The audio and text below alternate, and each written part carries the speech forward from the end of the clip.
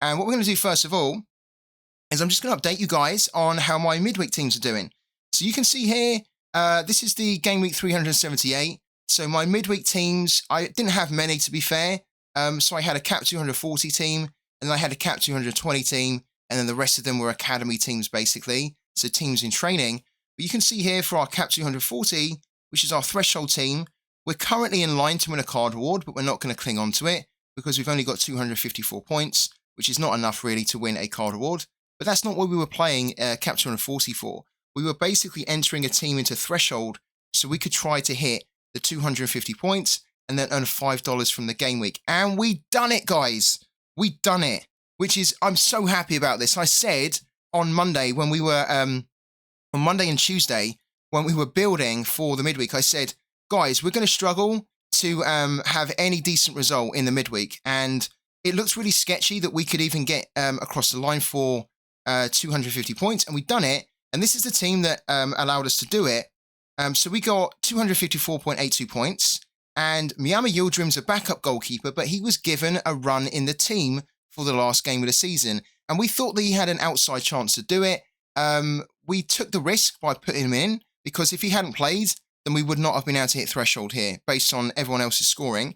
But because he had a slight chance to be played, because he's been just basically been sitting on the bench all season, and this game here, Sivasspor had nothing to play for. So they were safe from relegation, but they were too far away from any European playoff spots. We were kind of thinking that maybe the manager would just give Yildirim a bit of a run in the team for the last game of the season, and that's exactly what happened. And we really needed that, because even though it wasn't an amazing score, those 41.6 points, and I always say this, you don't need a goalkeeper in threshold to give you scores of 60 points or more. You really don't. Look at the scoring from this whole team. It's not exactly amazing, is it? Like, we don't have any scores really of 60 points or more apart from Michael Hoyos. He's the only one that's delivered a score of 60 points or more. The rest of the guys have got kind of like mid-40s, even low 40s, right? Low 40s and then kind of a late 50s here. This is a pretty trash team, actually, when you look at the scoring. It's a good team in terms of the players we have, but the scoring is bad, really bad. Yet we're able to get over the line for threshold. So I'm always saying here, when you're looking at goalkeepers for threshold, you don't need to spend a lot. If your only aim in the cap 240 is to get over the line of 250 points and earn, whether that be $5 threshold in the limited scarcity or $50 in the rare scarcity, or, you know, whatever it is. I can't actually remember what it is now. Is it 250, I think, in the super rare? I always forget what it is. I think it's 250, isn't it?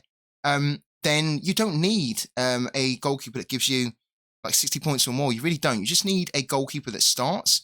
You need a goalkeeper that can give you scores of kind of like 40 to 50, mid-50, something like that. And then we're going to have, in the extra slot, we are, of course, going to play Hani Mukhtar.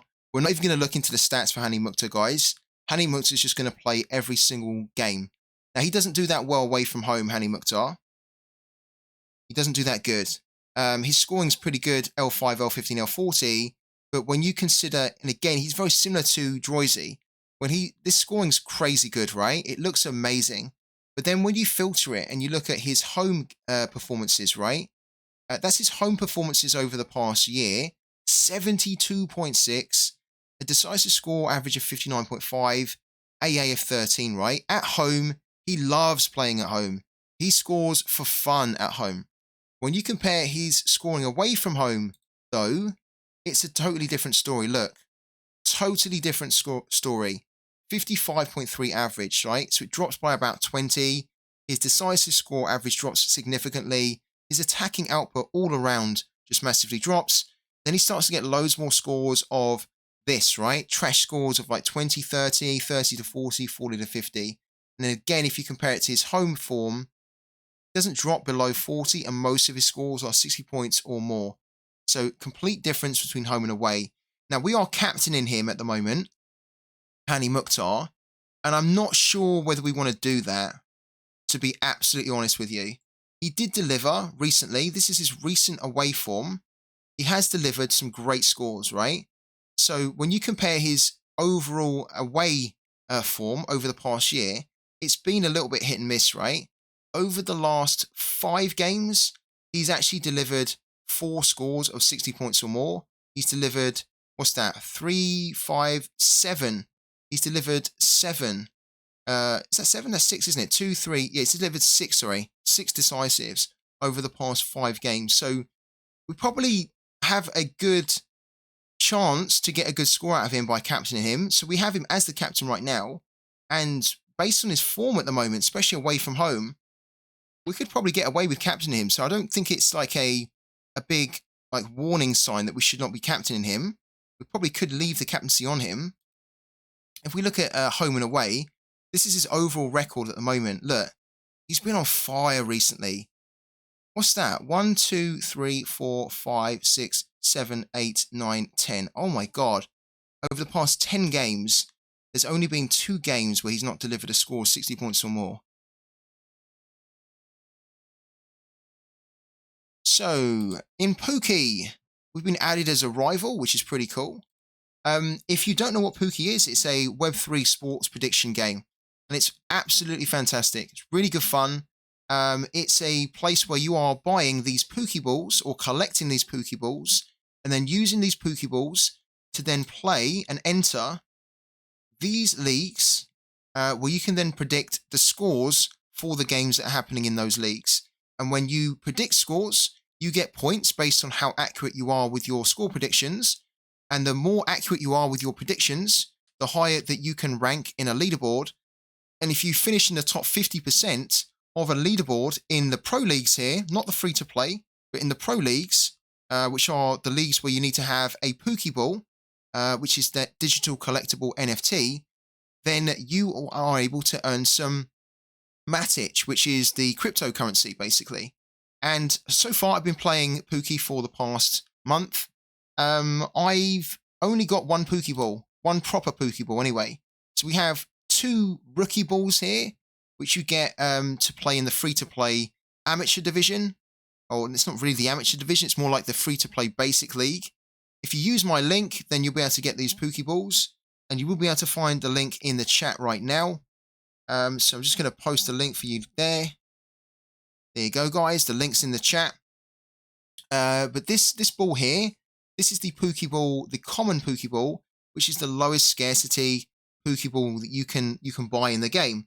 And I bought this ball for about $22, and I've been playing with it for the past month. And so far, my rewards have been about $11 worth in cryptocurrency. So I've made back 50% of my original investment in this Pokeball. And these Pokeballs, once you buy them, you have them forever. You own them. So it's very similar to what happens in Sorare. Once you buy a card in Sorare, you are the owner of that card forever, as long as you hold on to that card, right?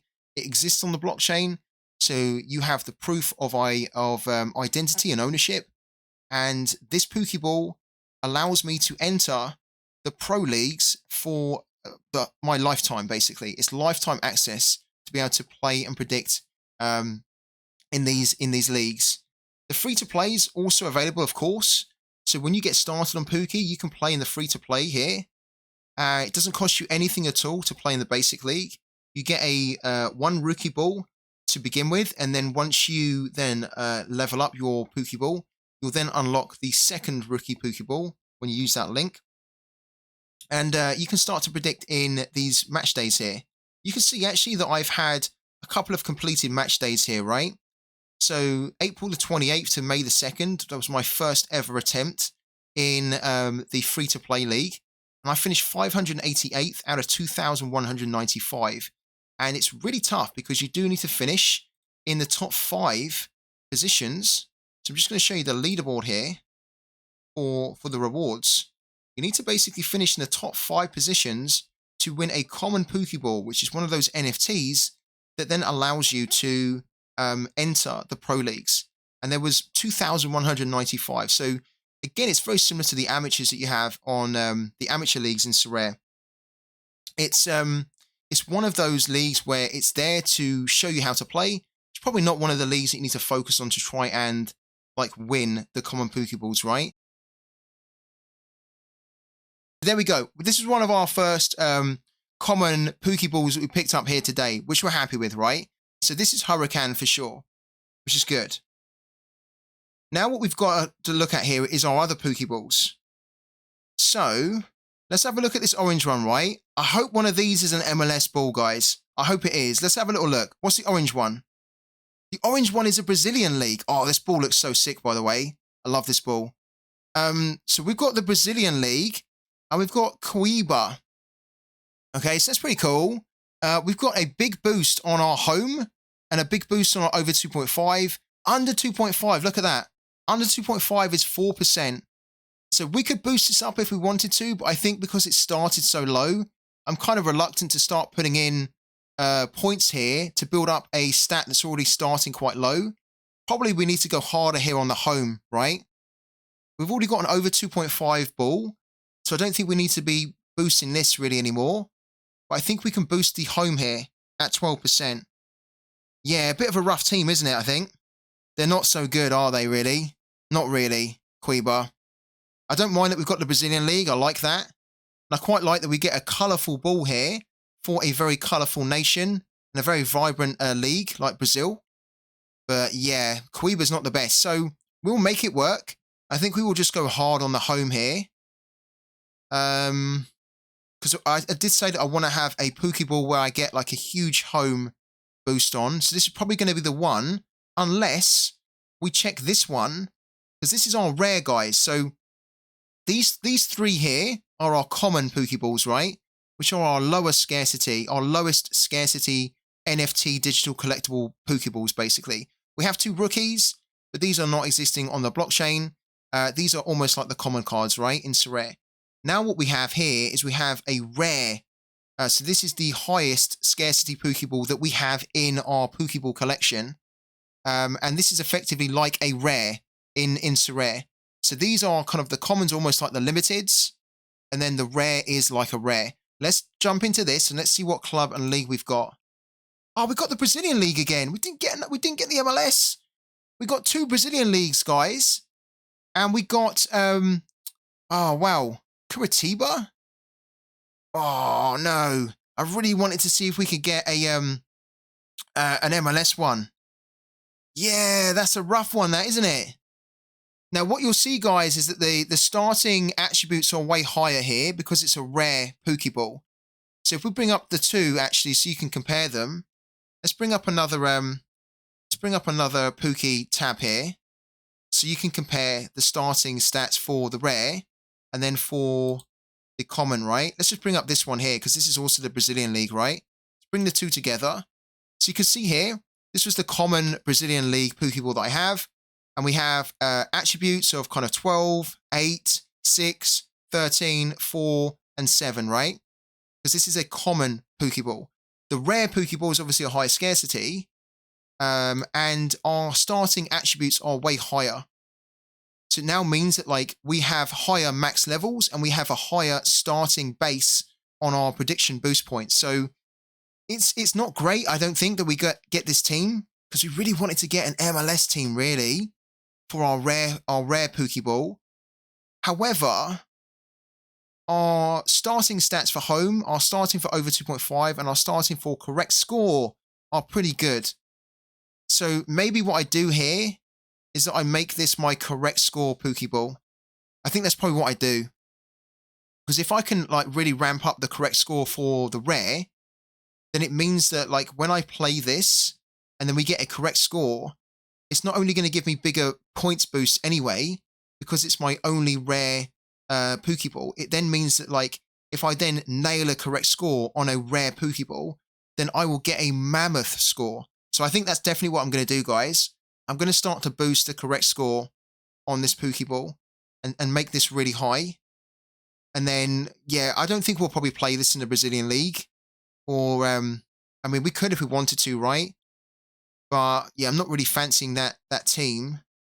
I'm happy with this ball, though. I love this ball. It's just a shame that we get two Brazilian leagues here. I would have loved one for the MLS. Or even one for the Japanese league, right?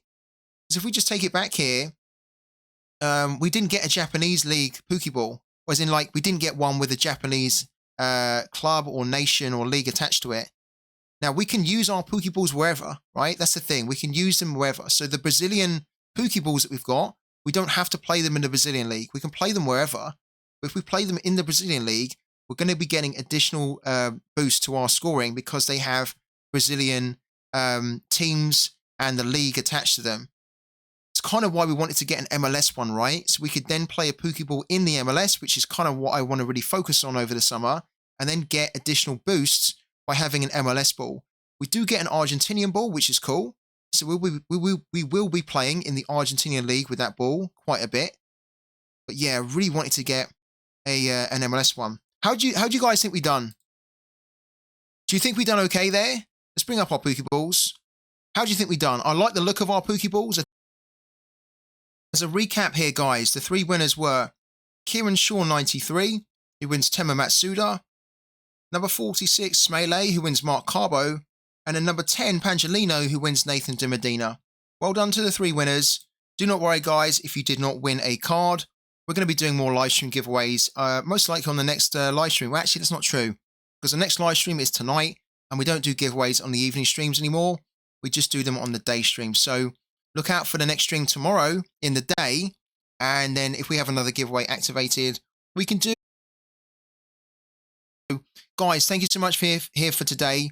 I'll catch you in a couple of hours, and yeah, thank you so much.